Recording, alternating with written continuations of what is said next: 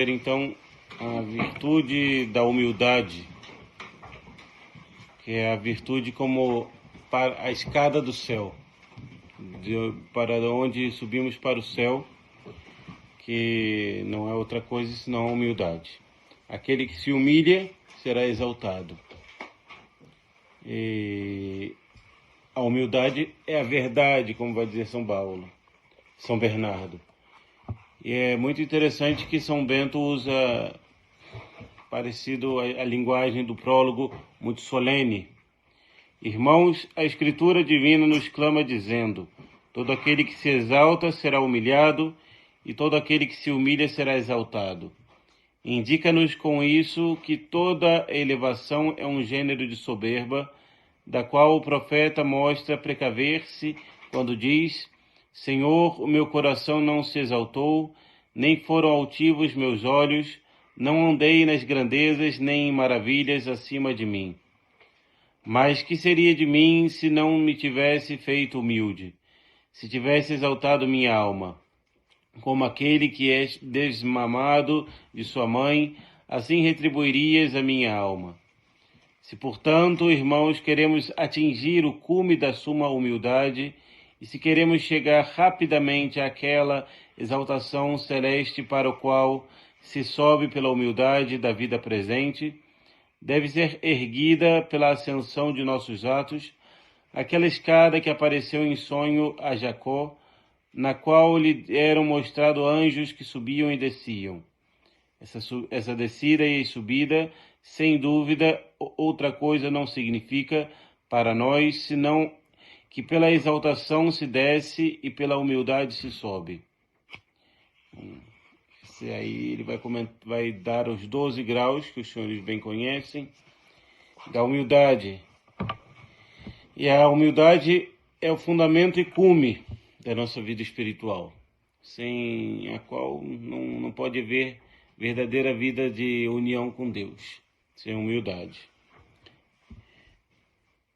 E Dom Delate observa que a humildade é ao mesmo tempo a base e o coroamento da vida monástica. Sem ela nenhuma virtude permanece, com ela todas florescem. De fato, o orgulho pode penetrar em todas as virtudes nossas. A gente pode guardar uma pureza, mas às vezes com humildade, com orgulho. E assim fazer algo, mas com orgulho. Ele pode se mesclar em todas as nossas virtudes. Por isso é muito necessário essa humildade, como vai dizer Dom Columba, a humildade é a raiz profunda onde se prende a árvore na santidade. Quanto mais enterrada a raiz, mais alta a copa. Se nós vemos um jequitibá, ele é muito alto, mas também suas raízes são profundíssimas para poder chegar a tão grande altura. Então é a mesma coisa na nossa vida espiritual. Então, a humildade é a virtude que os pagãos não conheciam. Na Roma antiga não existia a humildade. Seria para eles uma fraqueza ser humilde. Para eles a humildade designava algo de vil, abjeto, servil, ignóbil. O mesmo não passava entre os judeus. Iluminados pela fé, os melhores dentre eles, os justos, cônscios do próprio nada e miséria, aceitavam com paciência a provação como meio de expiação. Um dos maiores, podemos ver o Santo Jó, que aceita tudo com paciência e humildade, todas as cruzes que o Nosso Senhor vai enviar-lhe. Assim também Tobias, também aceita, ele fazia só o bem e fica cego e vai aceitar com humildade essa prova que Nosso Senhor vai enviar. Deus então inclinava-se para eles para os socorrer, comprazia-se em escutar as orações dos humildes e perdoava ao pecador contrito e humilhado. Quando, pois, Nosso Senhor Jesus Cristo veio pregar a humildade e mansidão, puderam os judeus compreender a sua linguagem. Nós, porém, compreendemos-la melhor ainda, depois de havermos meditado os exemplos de humildade que ele nos deu na sua vida oculta, pública e padecente, e não cessa de nos dar na sua vida eucarística. Toda a vida de Nosso Senhor, ele nos deu o exemplo da humildade. Vamos nascer pobre, nascer num presépio, ele que é o Rei dos Reis, o Senhor dos Senhores, ser apresentado no templo, sem necessidade nenhuma, ser submetido ao rito da circuncisão, que também não tinha nenhuma necessidade, viver pobremente, viver na vida obscura durante 30 anos, quando veio a pregar o Evangelho, quantas vezes o humilhavam os fariseus e as pessoas. Esse é Jesus. De onde aprendeu? Ele é o filho do carpinteiro. Onde ele aprendeu a ler e a escrever? Nosso Senhor aceitou tudo com humildade. Depois vemos isso na sua paixão. Quantas vezes, quantos exemplos de humildade o Nosso Senhor vai dar-nos na sua paixão? E o mais interessante é Jesus, porém, se calava. Quando ele estava sendo perguntado, increpado pelos fariseus, ele se calou. Ele nada falou. Ele que podia destruí-los imediatamente com uma palavra só, o Senhor ficou calado. Então ele só nos dá bons exemplos e ultimamente com a Eucaristia. É uma humildade para Nosso Senhor. Ficar sobre a espécie de um pão, um alimento tão normal. Nosso Senhor está ali verdadeiramente presente, mas sob os véus, sob a aparência de um pedacinho de pão, um pouquinho de vinho. Então a gente vê a humildade do Salvador. E podemos definir a humildade uma virtude sobrenatural que, pelo conhecimento que nos dá de nós mesmos, nos inclina a nos estimarmos em nosso justo valor e a buscar o abatimento e o desprezo quando é necessário. Então, ela nos inclina a conhecer a nós mesmos. Quando nós nos conhecemos, nós somos humildes, que nós vemos o nada que somos, todas as misérias que somos, tantas coisas ruins que nós fazemos contra Nosso Senhor. E dar o justo valor, porque geralmente a gente dá um valor falso a nós mesmos. Sempre nos subimos um pouquinho mais o preço de nós. Não, não é tanto assim, não é por aí, eu sou um pouco melhor, eu não faço tanta coisa assim.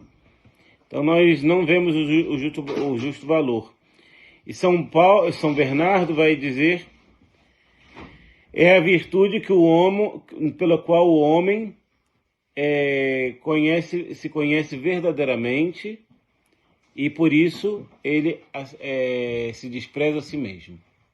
Quando nós nos conhecemos verdadeiramente. São Bernardo, ele não poupa palavras para nos humilhar. Em vários sermões ele fala: quem és tu, ó pó, ó verme? Ele nos humilha completamente, São Bernardo.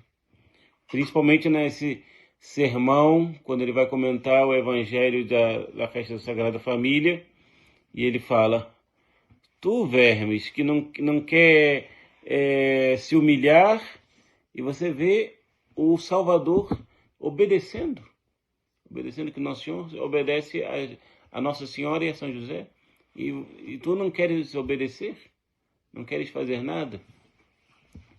E essa definição melhor se compreenderá quando houvermos saber o que é humildade. O fundamento da humildade tem um duplo fundamento: a verdade e a justiça. A verdade é o conhecimento de nós mesmos, conhecer-se e conhecer o outro, conhecer a Deus. Quando a gente conhece a Deus, a gente não vai querer colocar-se no lugar de Deus. A gente vai se colocar no nosso lugar. E a justiça, que é dar a cada um que é devido. De fato, a humildade, a virtude da humildade é uma parte da justiça. A verdade que faz que nos conheçamos a nós mesmos, tais quais somos. A justiça que nos inclina a tratar-nos em conformidade com esse conhecimento. E para nos conhecermos nós mesmos, diz São Tomás, é necessário ver o que em nós pertence a Deus e o que nos pertence a nós, como próprio. Então, o que pertence a Deus? Vai dizer São Paulo, nada temos que não tenhamos recebido. Tudo de bom recebemos de Deus. Tudo. Não, nem mais isso. Tudo recebemos de Deus, da bondade de Deus. E o que é nosso? Os pecados. Então, não podemos gloriar-nos dos pecados. É a parte feia nossa. Ora, tudo quanto há de bom vem de Deus, e a Deus pertence. Tudo quanto há de mal ou defeituoso vem de nós. Então, a justiça exige, pois, imperiosamente que se dê a Deus e a Deus só toda a honra e glória. É o que nós lemos todos os dias no ofício de prima. Rede seculorum immortalia et invisibile, soli Deo honor et gloria. Todos os dias nós lemos essa passagem no ofício de prima, o pequeno capítulo, e devemos meditá-lo. Porque às vezes está ali, a gente fala todos os dias, mas esquece dele. Então a humildade reconhece a verdade. É reconhecer quem é Deus e quem somos nós. Ele, o tudo, nós, o nada. Nós não somos nada. Nós somos toda altivez e toda altivez é mentira. Ou seja, quando nós queremos subir, tudo é mentira. Porque quando vai comentar, nós devemos estar vazios. Porque todo orgulho é como uma inchação, é como uma hidropsia, que nós nos inchamos, mas sem nada verdadeiro. Se nós furarmos, não sai nada. Não é algo verdadeiro. Uma vez o padre Castellani, esse grande pensador argentino, ele falava que a árvore para definir o argentino, que o argentino, principalmente o portenho, é bem orgulhoso, é uma árvore muito grossa e cheia de espinhos, mas é vazia por dentro. Eu não me lembro o nome dela, e é vazio. Então assim somos nós com orgulho. Somos muito grossos, com espinhos, porque para proteger nossa mentira, e vazios por dentro. Temos nada.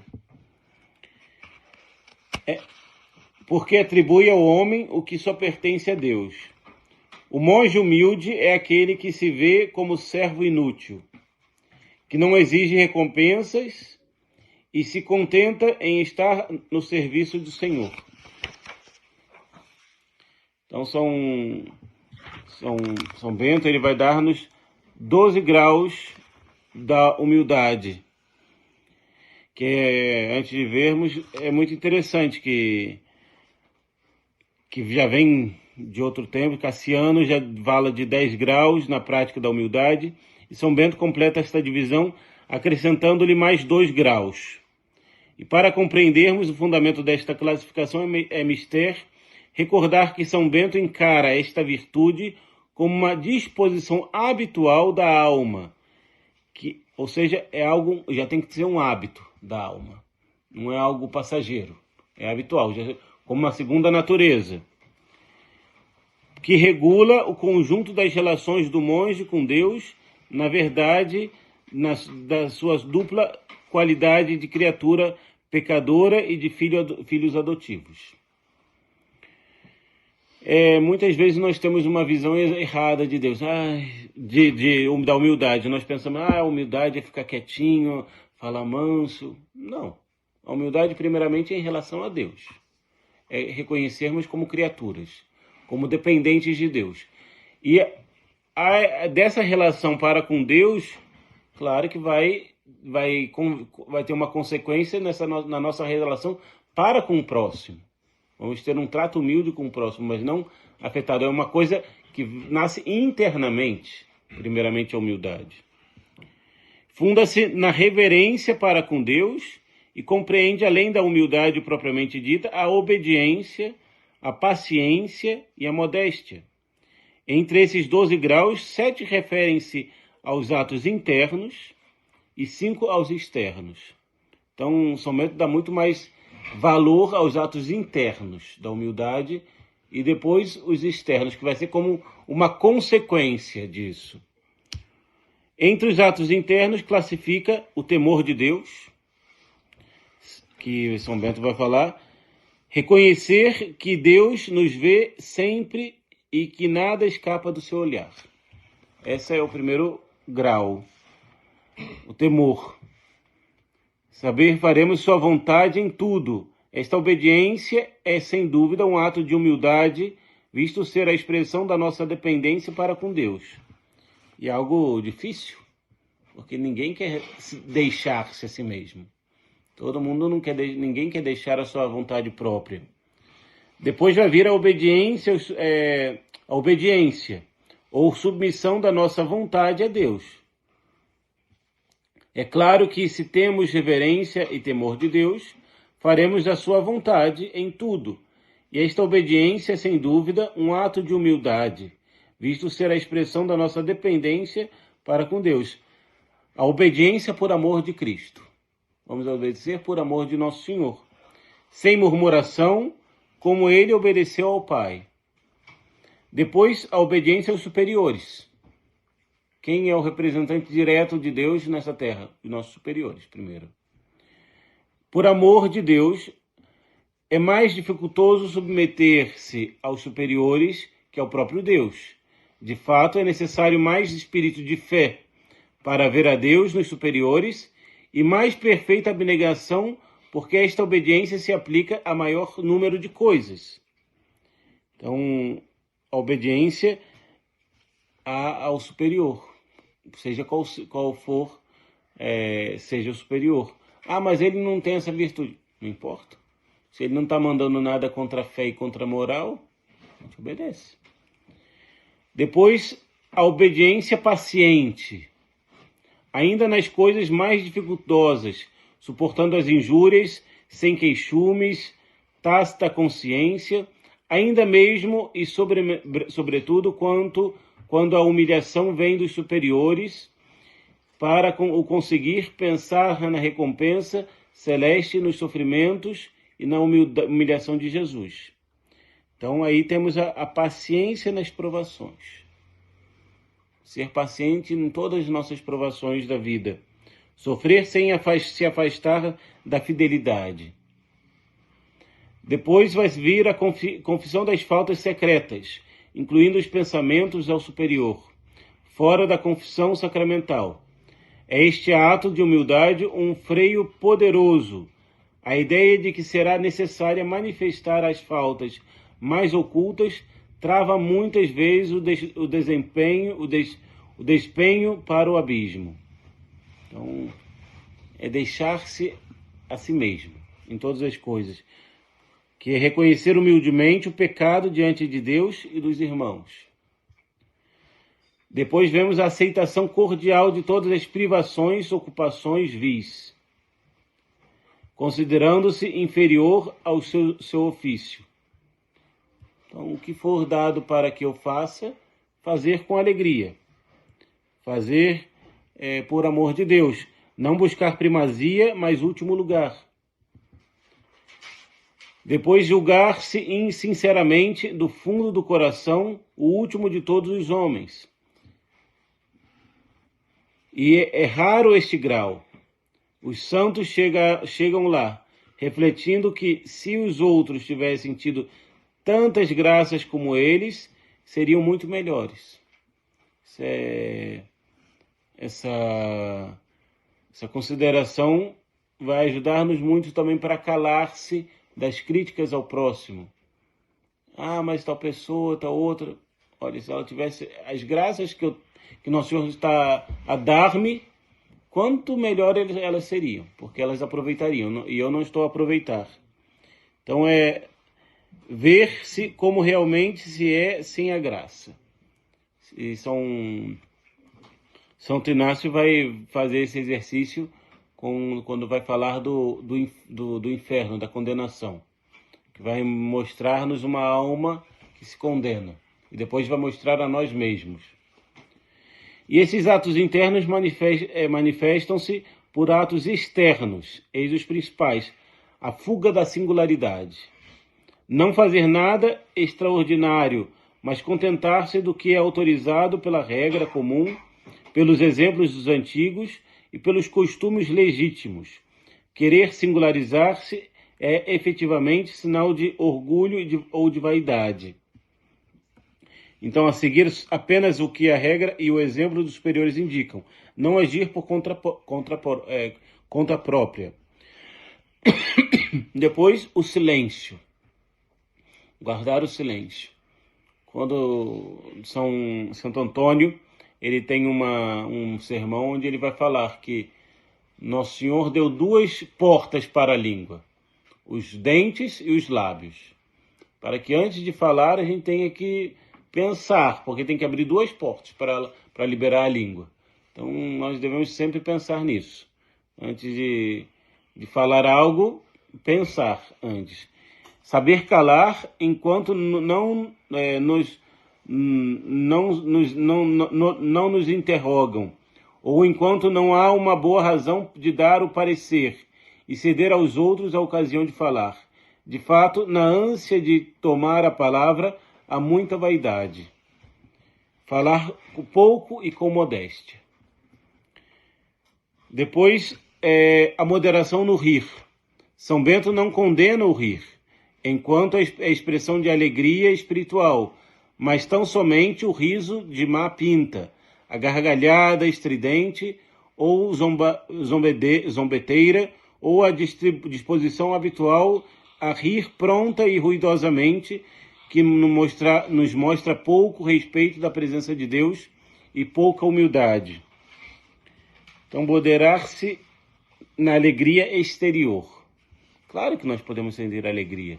Somos homens, temos as paixões, mas as paixões devem ser ordenadas pela razão. Depois, reserva nas palavras. Quando se fala, fazê-lo suave e humildemente, sem gritos, com a gravidade e sobriedade do homem sisudo. A voz baixa, palavras suaves. Se nós vemos o mundo, todo mundo, essa daqui não existe. Esses exteriores não existem nem um pouco. Todo mundo fala ruidosamente e gritando e quer sobrepassar o outro, e o riso sem medida. Não existe isso. E antigamente, com certeza, também não existiria, na época de São Bento. A Roma pagã que estava caindo, ali já não existia mais nada disso. E o 12º grau, a modéstia no porte. Andar, assentar-se, estar de pé, olhar modestamente, sem afectação, a cabeça ligeiramente inclinada, o pensamento em Deus e na própria indignidade de levantar os olhos ao céu. Senhor, eu não sou digno, eu pecador, de levantar os meus olhos aos céus. O porte do corpo reflete o coração humilde. E muitas vezes, principalmente um mundo moderno, vai trocar. Primeiro fundamento vai ser todos esses graus exteriores. Como ele começou humilde. E não tem nada de interior. Eles tiram a alma, a forma da humildade, e colocam só a matéria, só o material. Nós não. Temos que colocar primeiro a alma, e depois o material vai vir como consequência de tudo isso. Então a escada que se sobe descendo, paradoxo cristão, sobe-se ao céu descendo. Quanto mais o monge desce na consciência da sua miséria e na entrega da própria vontade, mais Deus o eleva à união com ele. E Dom Delate vai comentar: a humildade não é abatimento mórbido, mas abertura para receber Deus. Deus não enche senão os vasos vazios. Se nós estamos cheios de nós mesmos, Deus, nosso Senhor, não vai ter o trabalho de encher, né? Já está cheio, já quer ficar com si próprio. A humildade também vem a alegria por ela. O mundo pensa que a humildade é triste, mas no claustro é a fonte da verdadeira alegria. Quem nada exige, tudo recebe como dom. Quem não se julga merecedor, vive agradecido.